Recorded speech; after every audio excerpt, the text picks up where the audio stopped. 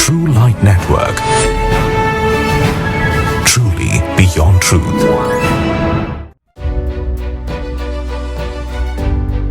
சுவிசேஷம் அறிவிக்கப்பட்டதால் தாக்கப்பட்டாரா போதகர்?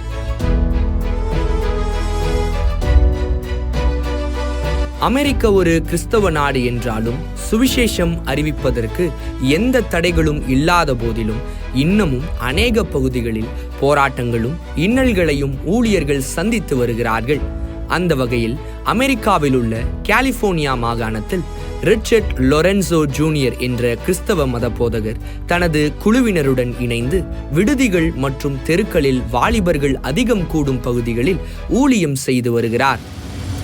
சமீபத்தில் ஓக்லாந்து நகரில் அங்கிருந்த மக்களிடம் உங்களுடைய வாழ்வின் நோக்கம் என்ன மற்றும் இறப்பிற்கு பின் மனிதன் எங்கு செல்கிறான் என்று கேள்விகளை கேட்டு அவர்களுக்கு சுவிசேஷத்தை அறிவித்து வருகிறார்.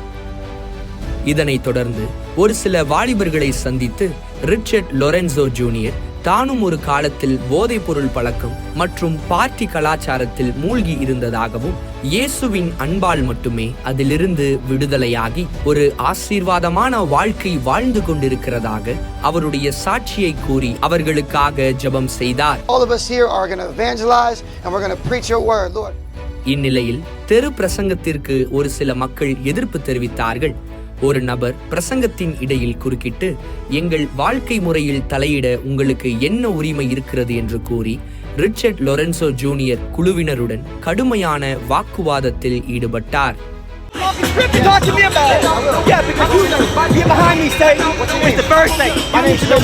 அன்பு மற்றும் மத போதனைகள் குறித்து இரு தரப்பினருக்கும் இடையே வாக்குவாதம் முற்றவே அங்கிருந்த பாதுகாப்பு அதிகாரிகள் உடனடியாக தலையிட்டு மோதலை தடுத்து நிலைமையை சரி செய்தார்கள்.